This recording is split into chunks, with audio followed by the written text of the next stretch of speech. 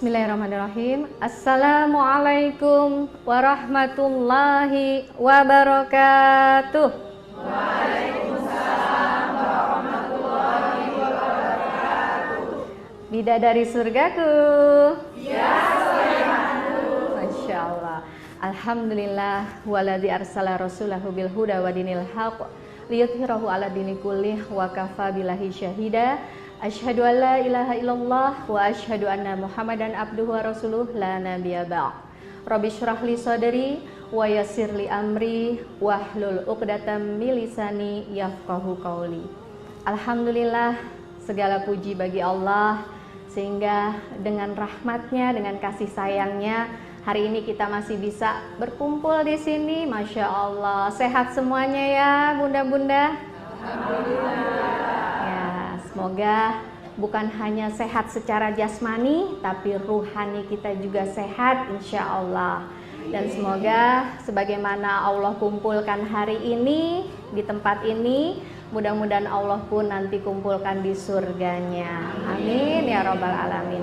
Salawat dan salam senantiasa kita curahkan kepada Nabiullah Muhammad Sallallahu Alaihi Wasallam. Tak kurang rasa cinta kita kepada Rasulullah sehingga menghantarkan cinta Allah kepada kita. Ibu-ibu bidadari solehahku semuanya, hari ini kita sama-sama belajar ya untuk bagaimana supaya ibadah yang kita lakukan itu terasa indah ya. Bu, pernah makan kue enak? Makan kue tapi kalau misalnya badan lagi sakit rasanya enak nggak? Enggak, sama seperti ketika kita beribadah. Kalau kita beribadah tapi hati kita nggak sehat, hati kita nggak menikmati, maka rasa ibadah kita tuh rasanya hambar ya. Karena hati itu ada 3. Yang pertama yaitu hati yang hidup ya, hati yang senantiasa mengingat Allah, hati yang qalbun salim, hati yang selamat. Ada hati yang mati dan hati yang sakit. Kalau hati yang mati itu hatinya jahat banget ya. Sehingga ketika ada orang yang hatinya jahat, dia jahatnya lebih dari jahatnya binatang. Karena kejahatannya itu pakai akal. Ya, kita lihat sekarang banyak ada orang yang membunuh kemudian dimutilasi ya. Hewan ada nggak sih kalau abis ngebunuh lawannya terus abis itu dipotong-potong? Nggak ada ya.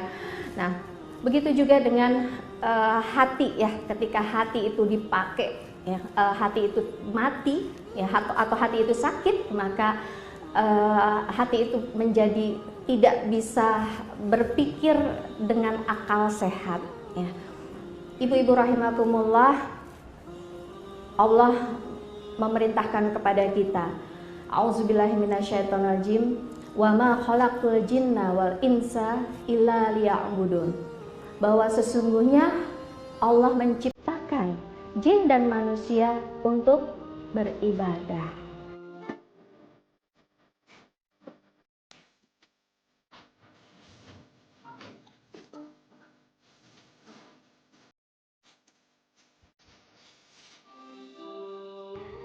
Jadi kalau kita dengar ayat ini, kita bayangkan kita disuruh beribadah mulai sejak kita balik sampai nanti kita menghadap Allah.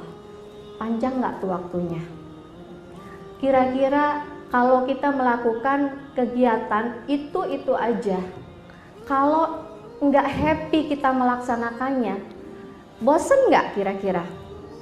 Bosen. Nah, kita menikmati ibadah itu agar kita nggak bosen, agar kita terus beribadah itu dengan lezat ya. Sama seperti ketika kita makan ya. Kalau kita makan tapi kita nggak suka ya, ada nggak di sini yang nggak suka makan durian? Kayaknya suka semua. Oh, Bu Dewi nggak suka makan durian ya. Mau dipaksa, mau dikasih duit banyak, kira-kira mau nggak dikasih uang 1 miliar? Nggak mau. Yang bilang mau yang lain. Masya Allah ya. Jadi begitulah ibadah gitu ya. Kalau kita emang nggak suka, kalau kita nggak seneng ya, kita enggan untuk melaksanakannya, ya. Maka dari itu tugas kita, kewajiban kita, ya.